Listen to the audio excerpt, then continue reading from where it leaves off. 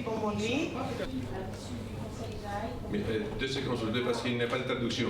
À Mytilène, le premier centre d'accueil va fonctionner en dedans une semaine jusqu'à 10 jours et que sur 4 autres îles, on aura donc installé ces hotspots, ces centres d'accueil.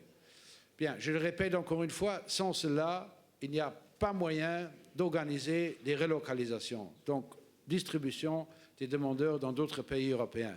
Donc c'est dans l'intérêt de la Grèce et c'est dans l'intérêt de l'Union européenne.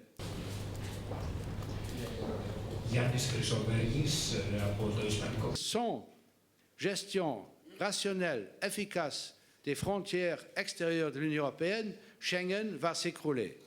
Parce que qu'est-ce qui va se passer si les frontières extérieures ne fonctionnent pas, si les gens entrent dans l'Union européenne, dans les pays de l'Union européenne sans être enregistrés, sans savoir quand et comment ils sont entrés, tous les États, enfin presque tous les États de l'Union européenne vont à nouveau faire des contrôles aux frontières. Très bien. Je peux m'imaginer, sans maintenant qu'il y ait un plan précis de l'Union européenne, comment le faire, mais une coopération entre la Turquie et la Grèce.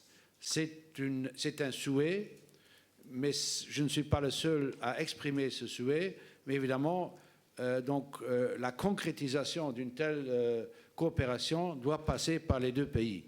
Donc si on parle d'une meilleure gestion des frontières extérieures, je pense que les pays qui se trouvent d'un côté et de l'autre devraient pouvoir coopérer.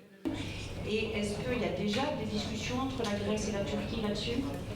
Jeudi, à l'issue du Conseil JAI, qu'on pourrait imaginer une coopération bilatérale. Για να αρχίσει ο καθένας να λέει εγώ εκεί θέλω να πάω και εκεί δεν θέλω να πάω, στο τέλος φοβάμαι ότι δεν θα μπορέσει να πάει πουθενά.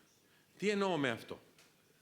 Θα πρέπει τότε να ακολουθήσει μία διαδικασία επιστροφής στη χώρα εισόδου.